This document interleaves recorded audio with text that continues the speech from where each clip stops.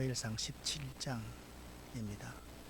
우리가 잘 아는 골리앗의 도전, 그 골리앗과 싸우기로 원하는 다윗에 대해서 여러분과 함께 하나님 말씀을 나누도록 하겠습니다. 16장부터 사무엘상 마지막 장까지는 사울과 다윗이 대비되어 있습니다. 그러니까 16장부터 마지막 장까지를 읽으면서 여러분 꼭 기억해야 될 것이 사울과 다윗을 대비시켜서 볼 수 있어야만 합니다. 사울의 경우는 그가 여호와를 거역하고 불순종했기 때문에 얼마나 깊이 타락하는가를 우리에게 보여주고 있고요.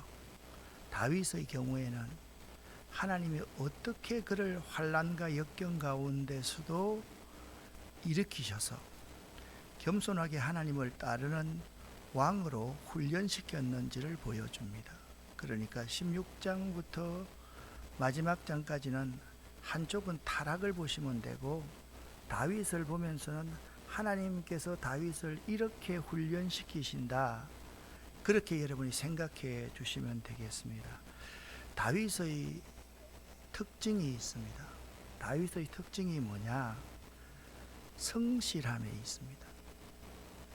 목동으로 있으면서 다윗은요, 양들을 잘 돌봤고요, 자기에게 주어진 재능을 잘 갈고 닦았습니다. 그래서 실력이 있는 사람이 되었습니다. 그리고 다윗은요, 하나님께서 명령하시면 언제든지 무엇이든지 순종하려는 준비를 하였던 사람입니다. 그리고 무엇보다 다윗은 하나님이 함께하는 사람이었습니다. 이것을요, 제가 이렇게 도표를 한번 그려보았습니다. 저는 이 도표의 내용이 여러분과 저도 이런 사람이 되었으면 참 좋겠다라는 생각이 듭니다. 먼저 다윗이라는 사람은 하나님의 영이 함께한 사람입니다. 하나님이 함께하는 사람이었습니다. 다윗이라는 사람은요, 항상 순종하려는 자세, 마음, 태도를 가지고 있었습니다. 하나님께서 말씀만 하시면 언제든지 무엇이든 순종하겠습니다. 그것이 다윗의 마음의 자세였습니다. 근데 무엇보다 저는 여러분과 저에게 필요한 것이 뭐냐 하면 세 번째 부분이 참 필요하다고 생각합니다. 다윗의 성실함입니다. 다윗은요, 하나님께서 자신에게 주신 그 탤런트, 그것을요, 계속해서 연마합니다. 그걸 자기 거로 만들어서 그 분야의 탁월한 전문가가 됩니다. 그래서 아웃라이어라는 책을 보면요, 그 한 분야의 전문가가 되려고 하면 하나의 행동을 반복적으로 10,000번 이상 해야 한다, 그렇게 말을 합니다. 예를 들면 우리 김연아 선수 같은 경우는 이 발 부분이 이렇게 보면 아가씨의 발이 아니죠. 진짜 단련되고 단련되어 있는 그런 겁니다. 우리 옛날에 맹모 삼천지교 그런 말들 하고 이렇게 할 때 그냥 눈을 감고 어두운 속에서도 그냥 떡을 자르면 아주 그대로 그 규모대로 자를 수 있듯이 그런 실력이 연마되어야만 하는 것이죠. 우리 그리스도인들도 마찬가지입니다. 어떤 한 분야에서 실력 있는 사람이 되어야만 합니다. 그래서 여러분 이 세 가지를 꼭 다윗의 삶에서 명심할 수 있으면 참 좋겠다, 그렇게 생각을 합니다. 자, 오늘 골리앗이라는 사람이 도전해 옵니다. 1절 말씀과 2절 말씀을 여러분과 제가 한번 읽어 보도록 하겠습니다. 함께 읽겠습니다. 블레셋 사람들이 전쟁을 하기 위해 군대를 모았습니다. 블레셋 사람들은 유다 땅 소고에 모여서 소고와 아세가 사이에 있는 에베스 담밈에 진을 쳤습니다. 사울과 이스라엘 사람들도 엘라 골짜기에 모여 진을 쳤습니다. 이스라엘 사람들은 블레셋 사람들과 싸울 대형을 갖췄습니다. 항상 어떤 성경을 읽을 때 그 지명을 여러분과 제가 이해하는 게 매우 중요합니다. 그래서 여러분 이 지명을 잘 한번 보시면 여기가 이제 에그론이 있고 아세가가 있고 소고가 있고 가드가 있습니다. 그래서 블레셋 사람들이 전쟁을 하기 위해서 군대를 모았는데요. 블레셋 사람들은 유대 땅 소고에 모여서 소고와 아세가 사이에 있는 요 지역에, 이게 바로 이 지역에 소고와 아세가 바로 중간 이 지역에 모여서 에베스담밈에 진을 쳤다, 그렇게 말씀하고 있습니다. 그런데 사울과 이스라엘 사람들이 이 골짜기가요, 에그론에서부터 이게 흘러내려오는 이 골짜기가 엘라 골짜기입니다. 그 전쟁은 항상 이렇게 하면 어떤 골짜기를 두고 서로 양 진영이 대치하게 되어 있지 않습니까? 이 엘라 골짜기, 이 골짜기를 두고 이 부분에 이스라엘 진영이 있었다, 그렇게 말씀하고 있습니다. 그리고 블레셋 사람들은 한 언덕을 차지하고, 엘라 골짜기에 한 언덕을 차지하고 있었고, 이스라엘 사람들은 다른 언덕을 차지하고 있었습니다. 그러니까 전쟁은 항상요, 아래에서 위를 공격하면 불리하지 않습니까? 그러니까 언덕을 서로 딱 차지하고 있었고, 그 사이에는 엘라 골짜기가 이렇게 있었다. 그러니까 그렇게 여러분 보시면 이 전쟁의 진영이 어떻게 갖추어졌는지를 알 수 있을 것입니다. 4절부터 7절까지 말씀을 함께 읽어보겠습니다. 블레셋 사람들에게는 골리앗이라는 한 대장이 있었습니다. 그 사람은 가드 사람이었고 키는 6규빗 한 뼘 가량이 되었습니다. 머리에 노소로 만든 투구를 쓰고 노소로 만든 갑옷을 입고 있었는데 그 갑옷의 무게가 5,000세겔 가량 되었습니다. 다리에도 노소로 만든 보호대를 대고 있었으며 등에는 작은 노창을 메고 있었습니다. 그 사람이 가지고 있는 큰 창의 나무 부분은 배틀채만큼 컸습니다. 그리고 그 창날의 무게는 600세겔 가량 되었습니다. 그 사람의 커다란 방패를 든 부하가 그 사람 앞에 걸어 나왔습니다. 성경은요, 골리앗의 키가 6규빗 한 뼘이었다, 그렇게 알려지고 있습니다. 일반적으로 좀 긴 팔에 있는 사람이 여기서부터 여기까지가 한 규빗 정도가 됩니다. 그러니까 이것이 6번 곱하기 한 뼘, 그러니까 정확하게 골리앗의 키를 잰다면 2m 90에서 3m 가량이 되었다라고 여러분 보시면 되겠습니다. 그러니까 한 규빗은 44.5cm 정도가 되고요, 한 뼘은 22.2cm 정도가 되니까 따라서 6규빗은 약 290cm 정도가 됩니다. 지금 현재 세계에서 가장 키가 큰 사람이 한 280 정도가 된다고 하니까 골리앗이 290cm라고 하는 것은 충분히 있을 수 있는 그러한 일이다라고 여러분 보시면 될 것입니다. 다윗과 골리앗의 이제 그림인데요. 이 골리앗과 일반적인 군인의 키가 1m 75라고 한다면 이 골리앗은 2m 90이었으니까 그 차이는 그 상상을 초한 차이다라고 여러분 보시면 됩니다. 성경이 이렇게 골리앗에 대해서 자세히 묘사하는 이유가 있습니다.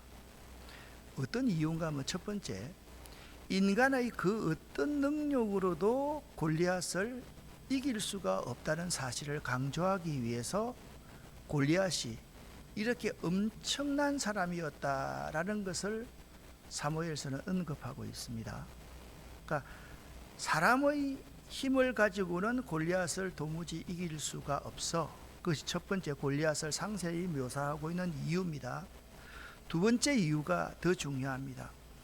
인간의 그 어떤 큰 능력도요, 하나님 앞에서는 참 보잘것없다는 것을 보여주려는 의도에서 골리앗의 키가 어땠고, 골리앗의 창이 어땠고, 골리앗의 갑옷이 어땠고, 골리앗의 이 발에 차고 있는 보호대가 어땠다, 그것을 상세하게 보여주고 있다라는 것입니다.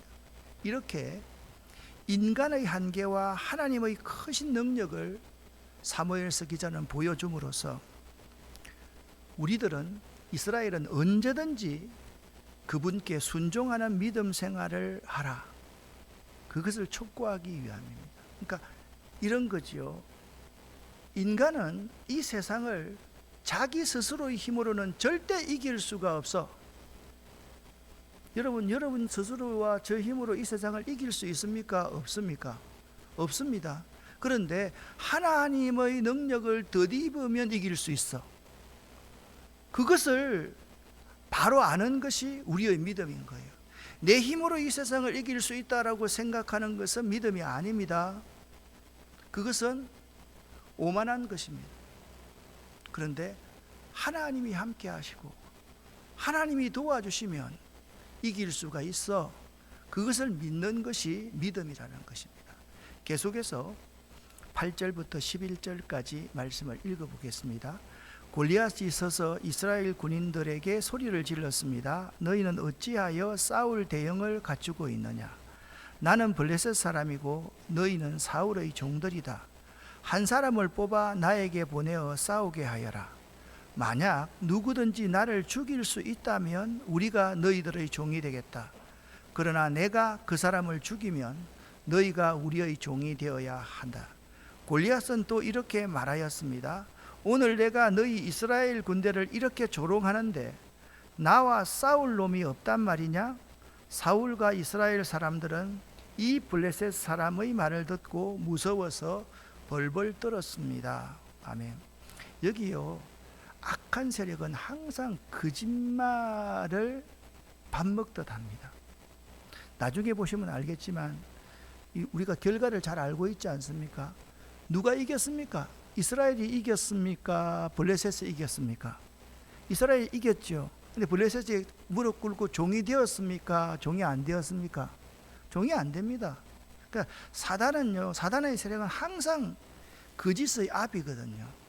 거짓말 해놔놓고 나서 나중에 되면 그거 거짓말 아니지, 그렇게 충분히 말할 수 있다라는 것입니다. 자, 블레셋은요 5개 부족 공동체로 이루어져 있어요. 큰 5개 부족 공동체로 이루어져 있습니다. 근데 블레셋을 생각할 때 가장 중요하게 생각해야 될 게 뭐냐면, 가나안을 정복할 때 하나님께서 이들을 진멸하라, 그렇게 말씀하셨습니다. 근데 이스라엘이요 하나님의 말씀에 불순종함으로써 그들은 계속적으로 이스라엘의 올무가 되고 옆구리의 가시가 되어서 이스라엘에 가장 큰 괴로움을 주는 존재가 되고야 말았습니다. 그러니까 하나님께서 진멸하라 했을 때 인정사정 볼 것 없이 하나님 말씀에 순종했으면 블레셋이라는 존재가 이 지구상에 없어질 것인데, 이스라엘의 가시와 올무가 되지 않을 것인데, 이스라엘이 하나님 말씀에 불순종했기 때문에 이런 일들을 계속 블레셋이 벌이고 있는 것이죠. 우리들은요 이걸 알아야 됩니다. 하나님께 대한 불순종은 언제나 블레셋과 같은 가시와 올무로 작용하게 된다라는 사실을 잊지 말아야만 합니다. 만일 이스라엘 백성들이 하나님께 순종하고 그 말씀에 충실한 생활을 했다면 말씀드렸듯이 결코 블레셋은 존재하지 않았을 터이고, 블레셋은 이스라엘을 영원히 넘보지 못했을 것입니다. 그러나 이스라엘은 하나님의 말씀을 무시하고 업수히 여겼기 때문에 거기에 상응하는 대가를 치를 수밖에 없었던 것입니다. 저는 우리가 자꾸 다윗과 골리앗 하면서 다윗과 골리앗의 전쟁에만 초점을 맞추는데 이 점이 매우 중요하다고 생각을 합니다. 하나님의 말씀을 무시하고 하나님께 불순종하는 것은 매우 무서운 범죄 행위다. 왜냐하면 그러한 불신앙은 당대뿐만 아니라 후대의 자손들까지에도 가시와 옆구리에 올무가, 옆구리에 가시가 되고 그들을 죽이는 올무가 되기 때문에 그렇습니다. 그러니까 우리가 이걸 모르면 결코 안 되는 것입니다. 불순종은 나 하나의 불순종으로 끝나는 것이 아닙니다. 우리 부모가요, 하나님 앞에 불순종하고 하나님 말씀을 대수롭지 않게 여기면 그 부모만 문제가 있으면 문제가 아닌데 대대손손 블레셋 같은 존재가 나타나서 우리에게 도전해 옵니다. 어떤 사람처럼?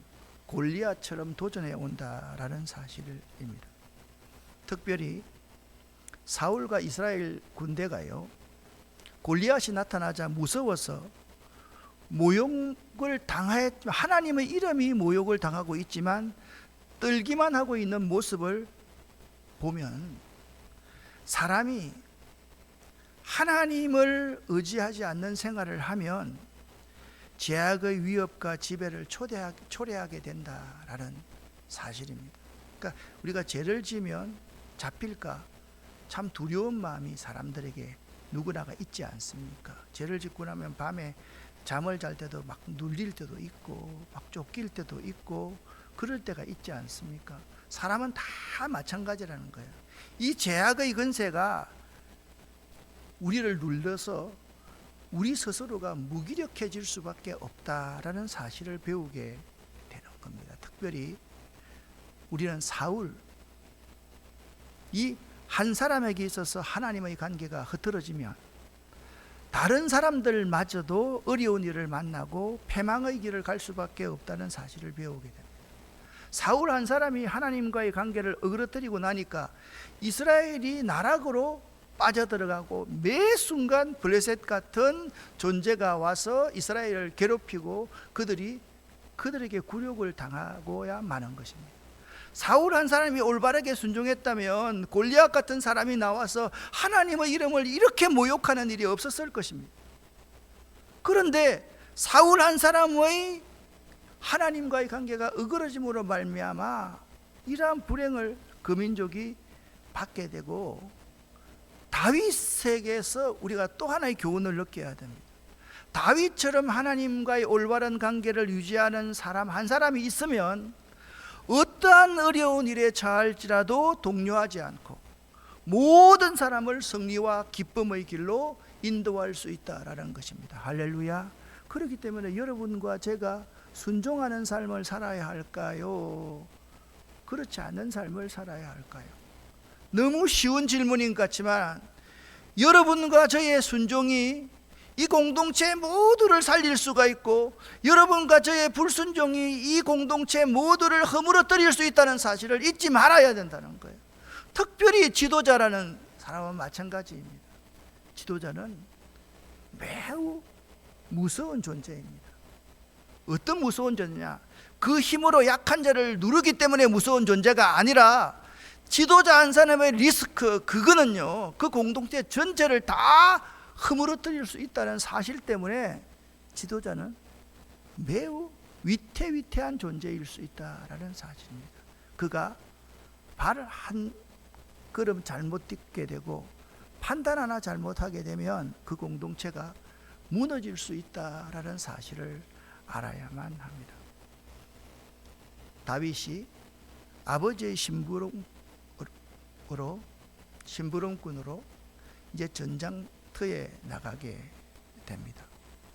다윗에게는 형들 셋이 지금 군에 가 있습니다. 그 전쟁에 참여하고 있습니다. 그래서 아버지가 그 16절 말씀을 보면 이렇게 말합니다.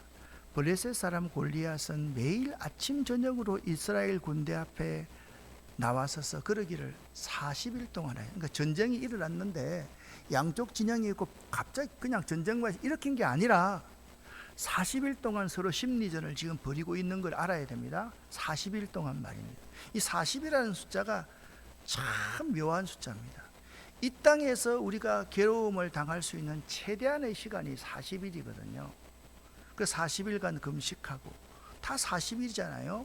그 40일 동안 아침 저녁으로 블레셋의 골리앗이 나와서 막 나와 맞짱 뜨자 이놈의 자식들 하면서 계속해서 이스라엘 백성들의 사기를 저하시키고 있었다라는 거죠. 20절부터 25절까지 말씀을 보면 이제 다윗이 그 전쟁터에 아침 일찍 일어나 다른 사람에게 자기 모든 양들을 다 맡기고 아버지에게 순종해서 집을 떠났습니다. 다윗이 그 전장터에 도착했을 때 이스라엘 군대들은요, 서로가 지금 함성을 저지르고 있는, 저쪽의 함성은 계속 높아지고 있고 이쪽은 그냥 쪼그라들고 있는 그러한 사실입니다. 골로새서 보통 때처럼 23절 중반절에 보면 보통 때처럼 이스라엘을 향해서 소리를 질렀는데 그 소리를 드디어 하나님의 사람 다윗이 듣게 되었습니다. 근데 이스라엘 사람들은요, 골리앗을 보자마자 무서워서 벌벌 떨며 달아나고 말았다라고 24절에 말씀하고 있습니다. 자기들끼리 말하기를, 와, 누가 저 사람을 이겨? 누가 우리가 블레셋을 이긴단 말이냐? 우리에게 욕을 퍼붓고 있는데 우리는 안 돼. 그렇게 말하고 있을 때였습니다. 도무지 저 엄청난 사람을 이길 수 있는 사람이 아무도 없었습니다. 드디어 다윗이 골리앗에게 도전합니다. 이 세상은 엄청납니다. 이 세상은 엄청난 힘을 가지고 있습니다. 근데 그 가운데 다윗 같은 한 사람이 반드시 도전해야지 이 세상을 무너뜨릴 수가 있습니다. 다윗이 가까이 서 있는 사람에게 묻습니다. 이 블레셋의 골리앗을 죽이면 어떤 상을 받습니까? 라고 하니까, 자, 사울 왕이 자기 딸까지 준대. 그러니까 모든 사람들이 그 상은 굉장히 좋은데, 근데 다윗은요 그 상에 관심이 있는 게 아니라 이렇게 말합니다. 26절 하반절 보십시오. 저 할례 받지 못한 블레셋 사람이 누군데 감히 살아계신 하나님의 군대를 욕할 수 있단 말인가? 그렇게 이야기합니다. 그때 큰형 엘리압, 장자 엘리압이 나타나서 너 또 잘난 척 하려고 여기 찾아왔니? 네가 이 전장터에 왜 찾아와? 네가 이 전장터에 구경하려고 왔어? 돌아가!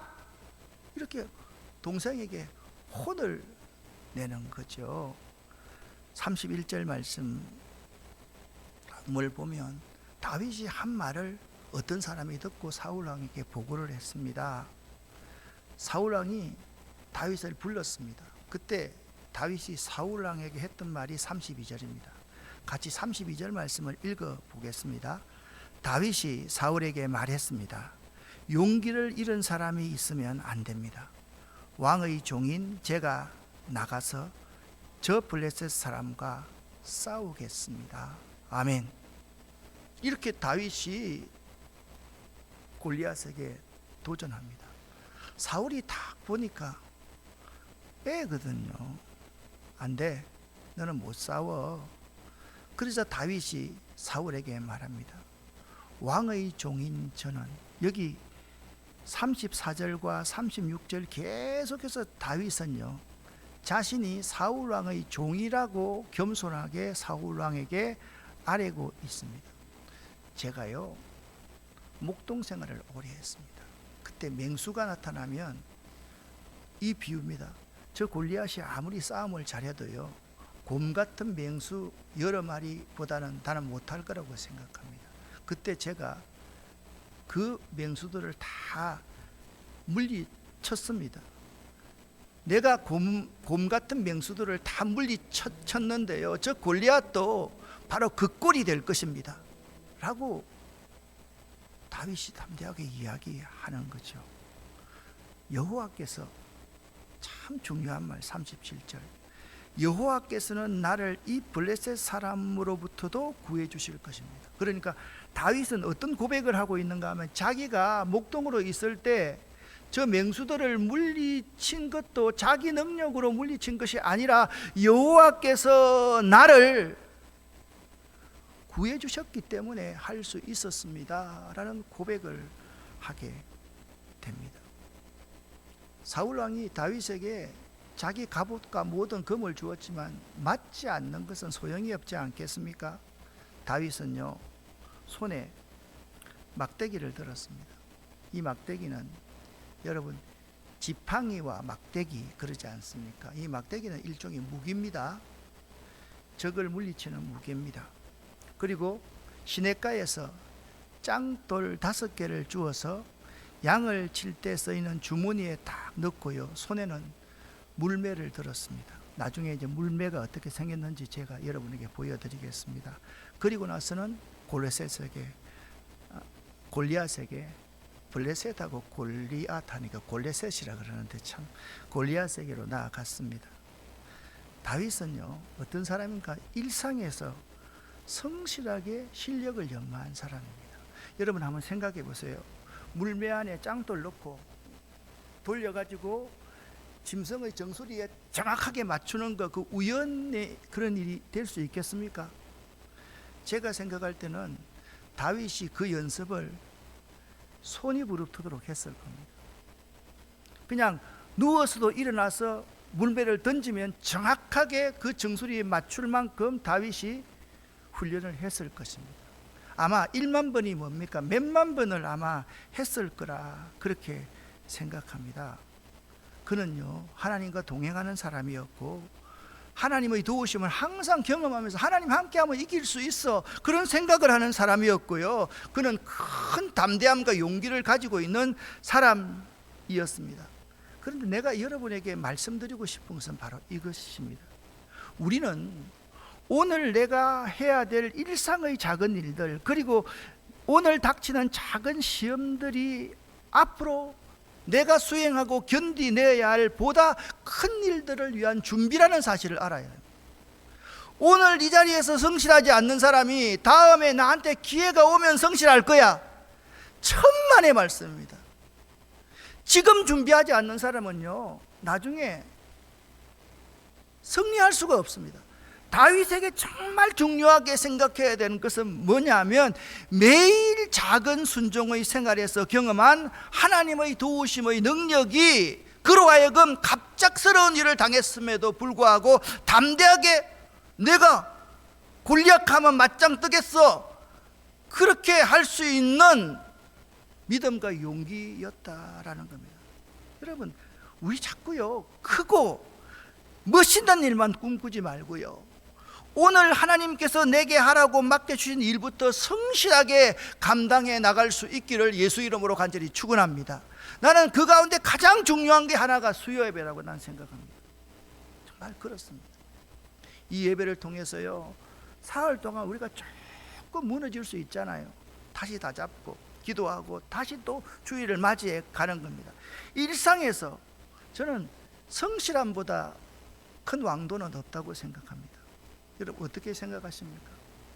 자꾸 우리는요, 크고 멋있고 대단한 일만 꿈꿉니다. 그냥 로또 복권 한 개 사가지고 대박 맞아가지고 잘 살아야 되겠다는 그런 식의 사고를 가지고 있는 사람이 참 많습니다. 성경은요, 우리에게 뭘 말씀하고 있는가 하면요, 하나님께 기도하면 대박 난다, 그런 말 전혀 하고 있지 않습니다. 사람이 무엇을 심든지 심는 대로 거둔다라고 말씀하고 있습니다. 얼마나 중요한 말씀인지 모릅니다.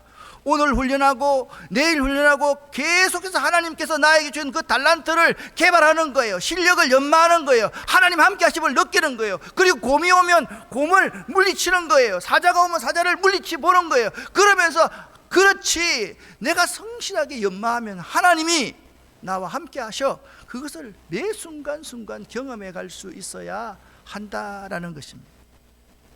다윗은요, 매 순간 그러기에 겸손할 수 있었고 순종할 수 있었습니다.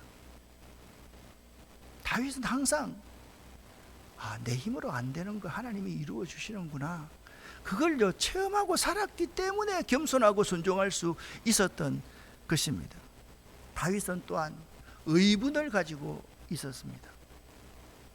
하나님의 이름이 모욕을 받을 때 그것을 못 본 채 하는 것은 사랑이다 용서도 아니며 관용도 아닙니다.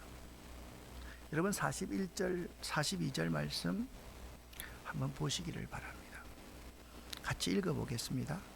바로 그때 블레셋 사람 골리앗도 다윗에게 다가오고 있었습니다. 골리앗의 방패를 든 사람이 골리앗 앞에 있었습니다. 골리앗은 다윗을 바라보았습니다.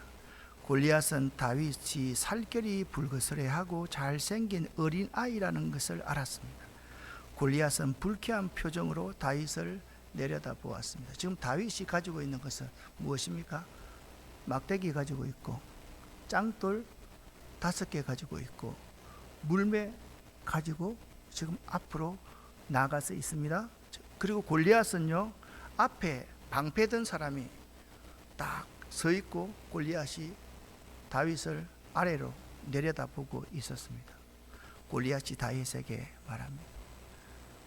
가소롭게도 막대기를 가지고 오다니 내가 덜 깬 줄 아느냐? 골리앗은 자기 신들의 이름을 들먹이면서 다윗을 저주하기 시작합니다. 골리앗이 다윗에게 말하기를 이리 오너라.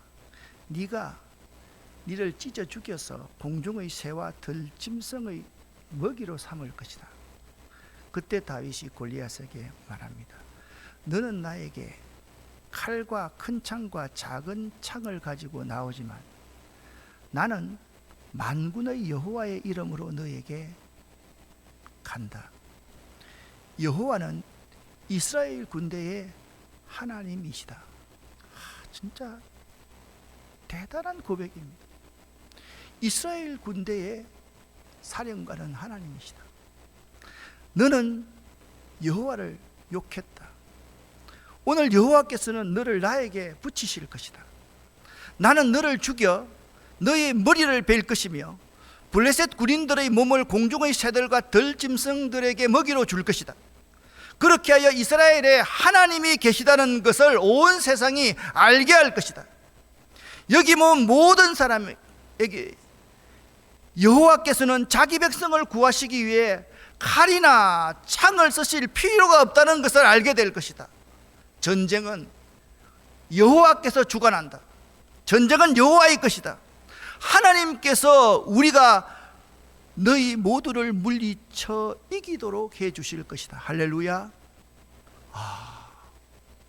정말 다윗은 골리앗이 움직이기 시작하자 자기 주머니에서 짱돌 하나를 딱 꺼내어서 물매 위에 올려놓은 다음 물매를 돌리면서 그 물매로 돌을 던졌습니다. 그 돌이 날아가 블레셋 사람 골리앗의 정수리에 박혔습니다. 골리앗이 앞으로 꼬꾸라졌습니다. 그런데 여기 작은 돌, 이게 다니엘서 2장 34절 35절 말씀에 보면 이런 말씀이 기록되어 있습니다. 사람의 손으로 하지 아니한 뜨인 돌이 열국을 치고 온 세상에 가득하게 되더라. 할렐루야. 이 예언의 말씀을 생각나게 합니다. 이 승리는 하나님의 승리요, 하나님과 함께한 성실한 준비자, 평소에 실력, 달란트를 키운 실력을 연마한 다윗의 승리였습니다. 우리들은요, 승리하기 위해 싸우는 자들이 아닙니다. 명심하십시오. 이기기 위해 싸우는 자들이 아닙니다. 이미 그리스도께서 이루신 승리에 참여함으로써 그것을 바로 나 자신의 승리로 누리는 자임을 믿어야 됩니다. 이 말씀을 꼭 기억하시기 바랍니다. 같이 읽겠습니다. 세상에서는 너희가 환난을 당하나 담대하라. 내가 세상을 이겼노라. 아멘. 요한복음 16장 33절 말씀입니다. 세상에서는 너희가 환난을 당하나 담대하라. 내가 세상을 이기었노라. 여기 물매를 던지는 장면이 왼쪽에 나와 있습니다.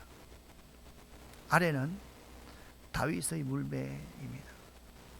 다윗이 수천 수만 번 연습했던, 평소에 곰과 사자를 잡았던 그 물매에 갈고 닦은 실력으로서 골리앗의 정수리에 정확하게 떠인 돌로서 그를 박아 쓰러뜨리는 장면입니다. 사랑하는 성도 여러분, 오늘 여러분과 제가 이 말씀을 너무 잘 아는 말씀인데, 너무 익숙한 말씀인데, 여러분과 저에게 하나님께서는 17장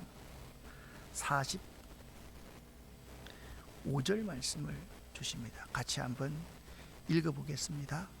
너는 칼과 창과 단창으로 내게 나아오거니와 나는 만군의 여호와의 이름 곧 내가 모욕하는 이스라엘 군대 하나님의 이름으로 내게 나아가노라. 아멘. 사랑하는 성도 여러분, 여러분 승리하는 비결이요, 예수 이름입니다. 믿으시기를 바랍니다. 예수의 보혈로 덮여져 있어야지 우리가 이길 수 있습니다. 그분이 나와 함께 하셔야 이길 수 있습니다. 이거 잊지 말아야만 됩니다. 내가 이긴다고 생각하는 것만큼 교만한 것이 없습니다. 내가 내 힘으로 할 수 있다고 생각하는 죄입니다. 우리가 하나님의 이름으로 이 세상에 나아갈 수 있어야 승리할 수 있습니다. 할렐루야. 또 한 가지 말씀입니다. 47절 말씀입니다. 같이 읽어보겠습니다. 여호와의 구원하심이 칼과 창에 있지 아니함을 이 무리에게 알게 하리라. 전쟁은 여호와께 속한 것인즉 그가 너희를 우리 손에 넘기시리라. 아멘. 말씀을 맺습니다. 골리앗은 칼과 창으로 싸우려고 합니다. 이것은, 이 세상은요, 돈, 권력, 이런 것들로 우리를 누리려고 합니다. 그런데 우리는요, 믿음으로 나아가 이깁니다. 믿으시기를 예수 이름으로 간절히 축원합니다. 믿음만이 이 세상을 이길 수가 있습니다. 예수 이름을 의지하는 것이 믿음입니다. 예수 이름으로 나아가는 것이 믿음입니다. 예수의 보혈을 덮고 그분의 능력에 의지해서 나아가는 것이, 그것이 우리의 믿음입니다.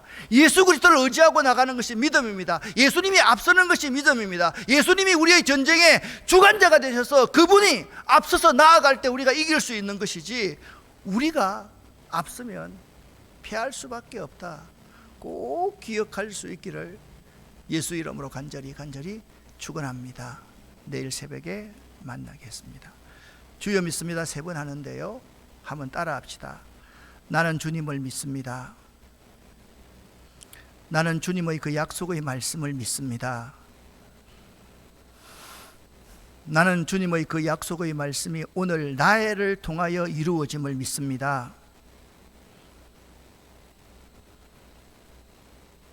이 세 의미를 담는 것이 주여 믿습니다의 3번의 부르짖음의 의미입니다. 우리 주여 믿습니다 3번 부르짖고 기도하고 돌아가겠습니다. 주여 믿습니다. 주여 믿습니다. 주여 믿습니다. 아멘.